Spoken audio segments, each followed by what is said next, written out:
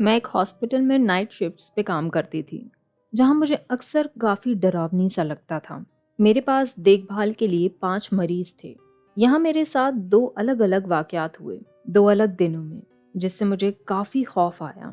ایک رات میں روز کی طرح اپنی ڈیوٹی پہ تھی، اپنے معمول کے کام کر رہی تھی، چارٹ مینٹین کر رہی تھی، مریضوں کو دوائی دے رہی تھی، اور یہی سب جو میرے کام تھے۔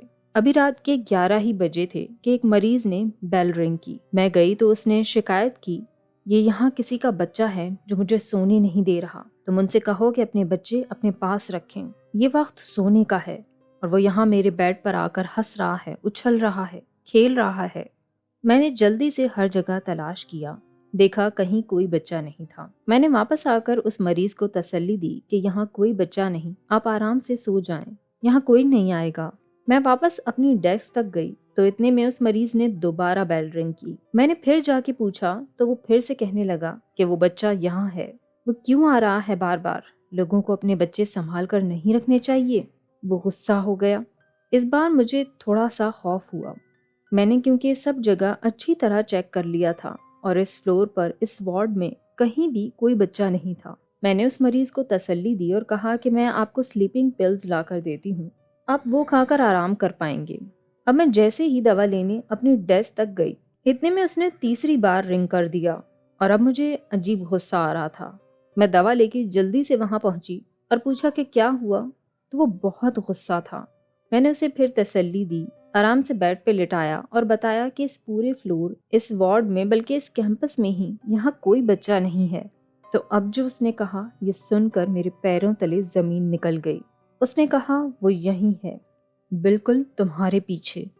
اف، اس کا یہ کہنا تھا اور میرے جسم سے جیسے جان نکل گئی تھی۔ میں نے جلدی سے پیچھے مڑ کے دیکھا تو کوئی بھی نہیں تھا۔ میں واپس اس مریض کی طرف مڑی۔ میں اس سے پہلے کچھ کہتی کہ وہ بول پڑا، وہ دیکھو، بھاگ کے کلازٹ میں چھپ گیا ہے۔ کلازٹ جو کہ مریضوں کے سامان رکھنے کے لیے وہاں موجود تھی۔ میں آہستہ آہستہ وہاں گئی اور کلازٹ کھول کے دیکھا تو وہاں ان کے سامانوں کے علاوہ کچھ نہیں تھا۔ میں نے بس جلدی سے اس پیشنٹ کو میڈیسن دی تاکہ وہ آرام کر لے، لیکن مجھے یہ سب کافی کریپی لگا جو اس وقت ہوا۔ دوسرا یہ کہ ایک دن میں اپنے پیشنٹس کے پاس سے ہو کے آئی اور دیوار کی طرف منہ کر کے کھڑی اپنے ہاتھوں کو سینیٹائز کر رہی تھی۔ اتنے میں نے دیوار پہ کسی کا سایہ دیکھا جو ایک کمرے سے دوسرے کمرے کی طرف گیا۔ میں نے مڑ کے دیکھا اور اندر پیشنٹ وارڈ میں جا کر دیکھا تو کوئی نہیں تھا۔ میں نے مریض سے پوچھا کہ کیا آپ یہاں آئے تھے؟ تو وہ عجیب گڑبڑائی آواز میں بولا، نہیں۔ میں نے رومز چیک کیے لیکن کہیں بھی کوئی نہیں تھا، سب آرام کر رہے تھے۔ میں نے رومز چیک کرتے وقت دیکھا کہ ایک پیشنٹ مر چکا ہے جو کہ میرا پیشنٹ نہیں تھا۔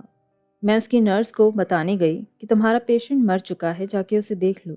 تو اس نے عجیب گڑبڑائی آواز میں مجھ سے کہا کہ میں بھی اس کے ساتھ چلوں، کیونکہ اسے وہاں کمرے میں عجیب سی آوازیں سنائی دیتی ہیں جس سے وہ خوفزدہ ہو جاتی ہے۔ میں پھر اس کے ساتھ چلی گئی۔ اس نے پیشنٹ کی ساری اسیسمنٹ وغیرہ کی، سارا کام کیا، اور جب سب کچھ ہو گیا تو کمرے میں عجیب آوازیں سنائی دیں۔ وہ آوازیں ایسی تھی جیسے کوئی دیوار پر ناخنوں سے کھرچ رہا ہو اور ناک کر رہا ہو۔ یہ سنتے ہی اس نے کہا، دیکھا یہ کتنا کریپی ہے۔